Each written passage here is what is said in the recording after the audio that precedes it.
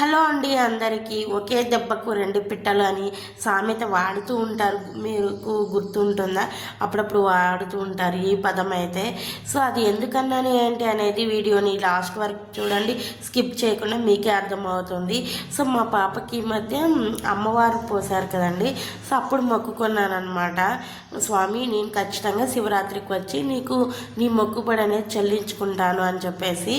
ఎందుకంటే అలా అయింది. నేను ఆ గుడి ఓపెన్ చేసి 2016లో అండి. అప్పటి నుంచి నేనే ప్రతి వీకు అంటే ఫ్రైడే అమ్మవారికి పూజలు చేయడం కానీ, అభిషేకాలు, పూజలు, భజనలు పెట్టించడం, ఇలా అన్నీ చేశాను.